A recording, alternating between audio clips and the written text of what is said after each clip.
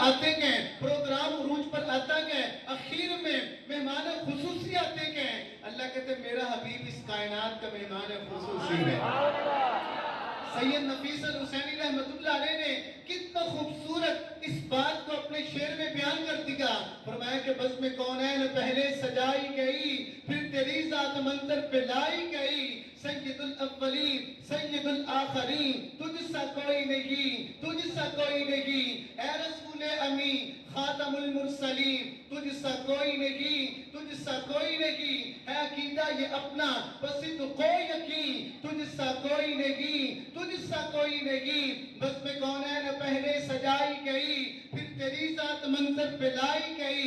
سید الاولین سید الآخرین تجھ سا کوئی نہیں، تجھ سا کوئی نہیں. دست قدرت نے ایسا بنایا تجھے، جملہ اوصاف سے خود سجایا تجھے.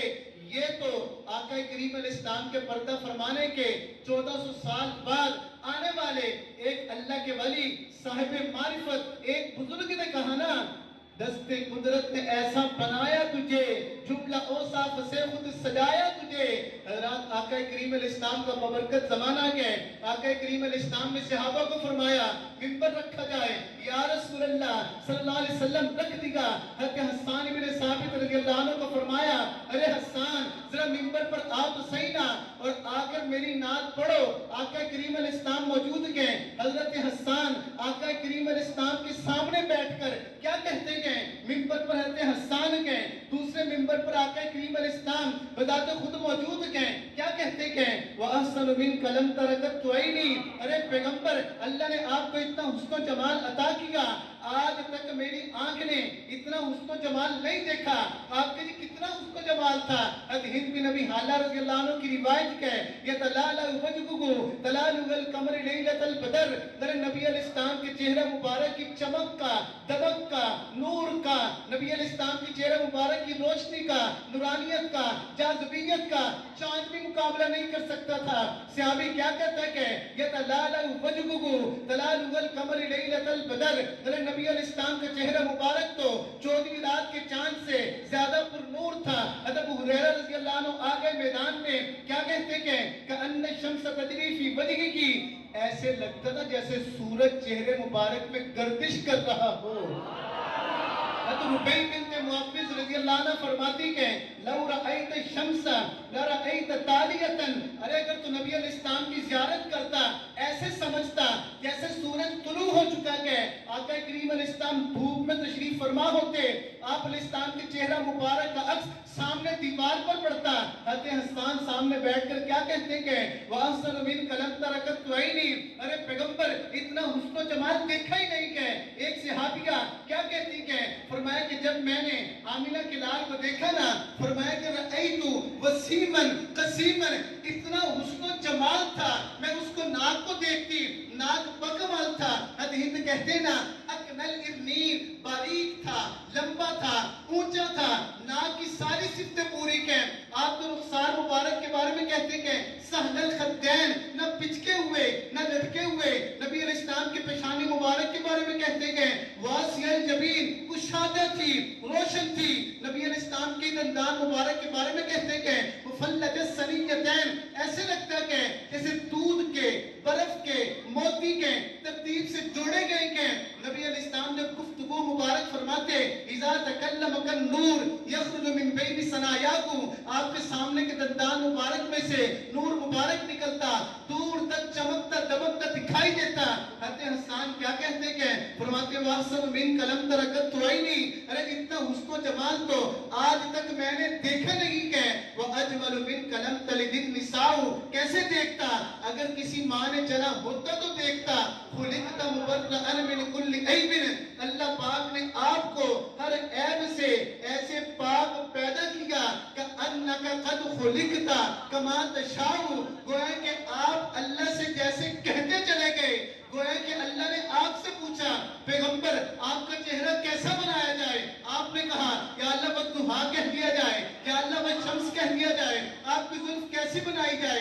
یا اللہ واللیل کہہ دیا جائے۔ پیغمبر آپ کا سینہ کیسا بنایا جائے؟ علم نشرح لک صدرک کہہ دیا جائے۔ پیغمبر آپ کی کمر کیسی بنائی جائے؟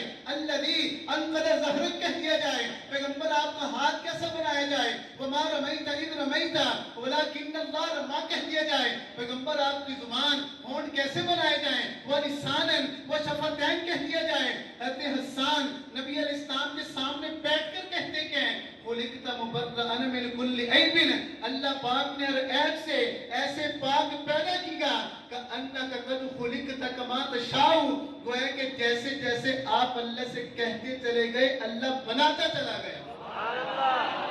مجھے آپ کی توجہ چاہیے، ہم ہیں مسلمان، آقا کریم صلی اللہ علیہ وسلم پر ایمان لانے والے۔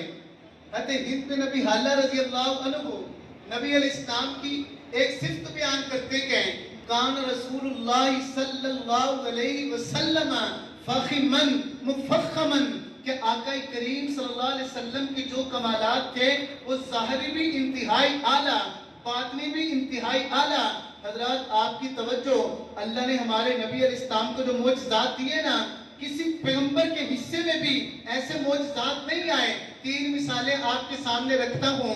حضرت آدم علیہ السلام کی بڑی عظمت ہے، دل میں خیال آتا ہے یا اللہ آپ نے آدم علیہ السلام کی عظمت کو ظاہر کرنے کے لیے فرشتوں سے سجدہ کروا دیا، جی میں نے کروا دیا۔ یا اللہ ہمارے پیغمبر تو تمام پیغمبروں کے سردار کے ہیں، ہمارے نبی علیہ السلام کی عظمت کو ظاہر کرنے کے لیے فرشتوں سے کیا کروایا؟ اللہ کہتے ہیں ارے تم تو بے وقوف کو، تم یہ کہتے ہو آدم پیغمبر کو فرشتوں سے سجدہ کروا دیا، تمہارے پیغمبر کی عظمت کے اظہار کے لیے فرشتوں سے کیا کروایا؟ فرمایا کہ آدم پیغمبر کی عظمت کو ظاہر کرنے کے لیے صرف فرشتوں سے سجدہ، لیکن جب بات آئی تمہارے پیغمبر کی، فرمایا اکیلے فرشتے نہیں، تمہارے پیغمبر کی عظمت کو ظاہر کیسے کیا؟ اِنَّا بے شک اللہ، اللہ کہتے میں بذات خود اللہ وَمَلَائِكَتَهُ اور میرے سارے فرشتے بھی یصلون علی النبی، اس عظیم الشان پیغمبر پر درود و سلام بھیجتے ہیں۔ اللہ کہتے تمہیں کیا ہو گیا؟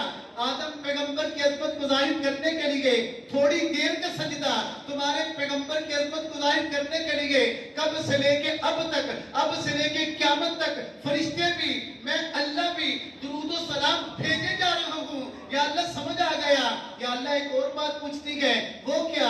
فرمایا کہ یا اللہ آپ نے آدم علیہ السلام کے لیے عظمت کو ظاہر کیا، جنت کا پتھر حجر اسود دے دیا، بیت اللہ میں گئے جنت کا پتھر آدم علیہ السلام کو دیا، ہمارے نبی علیہ السلام کو جنت کا کیا دیا؟ اللہ کہتے تمہیں نہیں سمجھ آنی، اللہ کہتے آدم علیہ السلام کی عظمت کے لیے جنت کا ایک پتھر، تمہارے پیغمبر کی عظمت تو اتنی کہ جہاں پر تمہارے پیغمبر کے پاؤں مبارک، قدم مبارک اکثر لگتے گئے، وہ تمہارے پیغمبر کے منبر سے لے کے تمہارے پیغمبر کا گھر گئے۔ اللہ کہتے میں نے اس ساری جگہ کو تمہارے پیغمبر کے قدموں کی برکت سے جنت کا ٹکڑا بنا دیا۔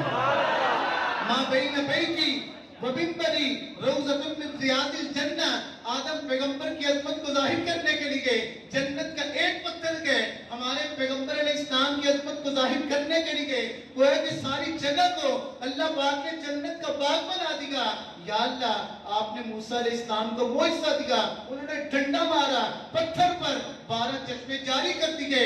یا اللہ ہمارے نبی علیہ السلام کو کون سا معجزہ دیا؟ اللہ پاک فرماتے ہیں پتھر سے تو چشمے جاری ہوتے ہی گئے۔ بخاری شریف کی روایت ہے، صحابی فرماتے ہیں ہم سفر میں تھے، آقا کریم علیہ السلام کے پاس آئے، یا رسول اللہ صلی اللہ علیہ وسلم پانی نہیں ہے۔ آقا کریم علیہ السلام نے فرمایا جتنا پانی ہے پیالے میں اکٹھے کر کے لے کے آؤ۔ کہتے ایک پیالے میں پانی، اس میں ہاتھ بمشکل اس کے اندر ڈوب سکتا تھا۔ کہتے نبی علیہ السلام کے پاس پانی لایا گیا، آقا کریم علیہ السلام نے ہاتھ مبارک اس میں رکھ کر جب نکالا، اللہ پاک نے انگلی سے چشمہ جاری کر دیا۔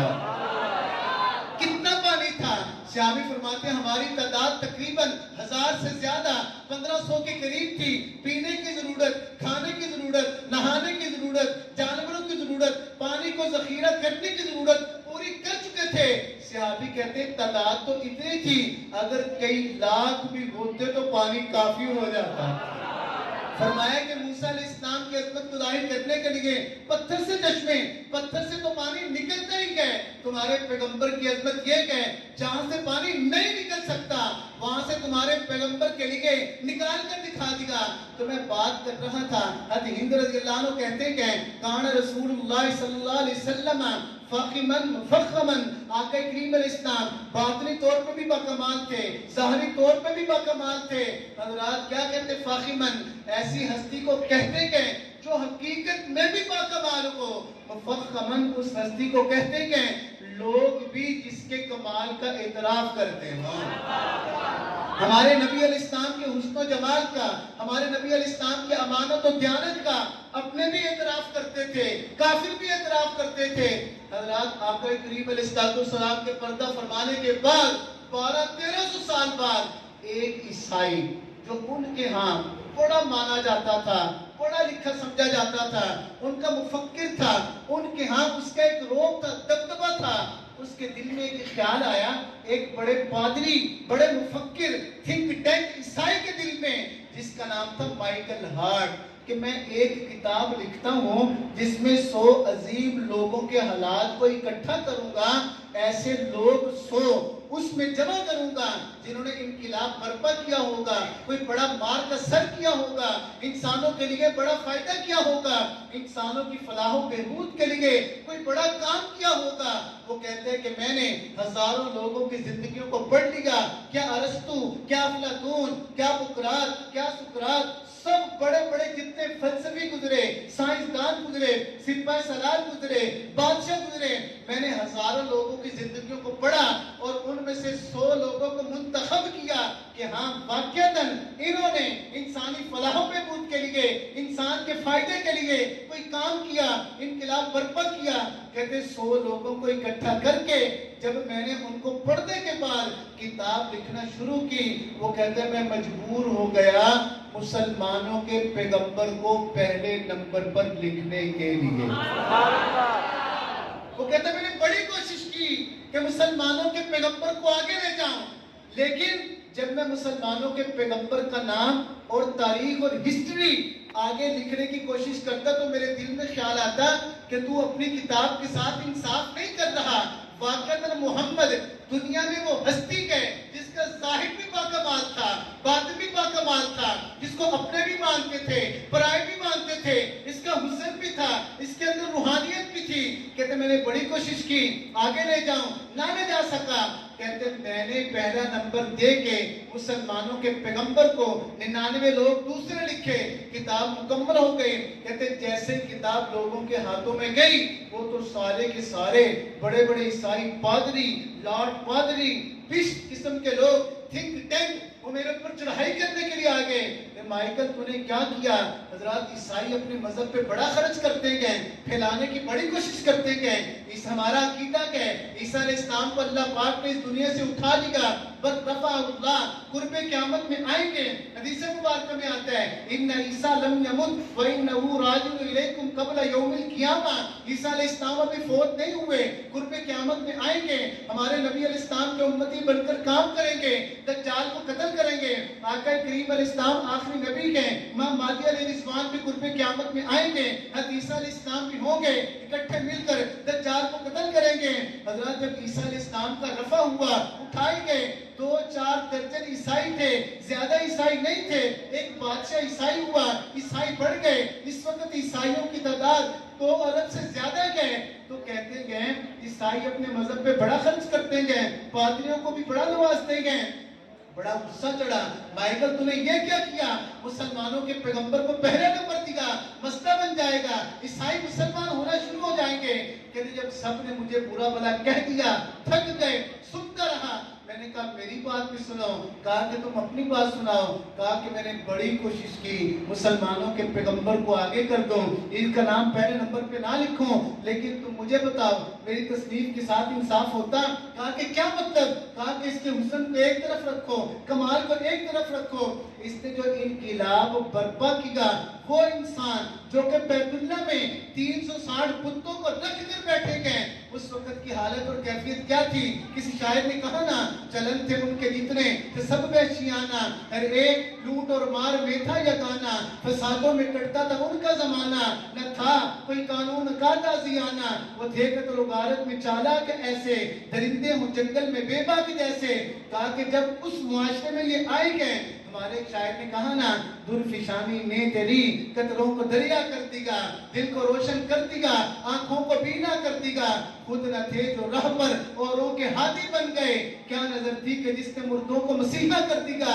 حضرات کہاں عرب کا معاشرہ تھا، پڑھے لکھے بھی نہیں، ڈاکے مارنے کو فخر کہتے ہیں، بچوں کو زندہ درگور کرنے کو فخر کہتے ہیں۔ ان لوگوں میں ایک آدمی اٹھتا گئے، یتیم گئے، کسی یونیورسٹی میں نہیں گیا۔ حضرات نبی کا دنیا میں کوئی استاد نہیں ہوتا، یتیم گئے، عربوں میں لکھنا پڑھنا کوئی جانتا نہیں گئے،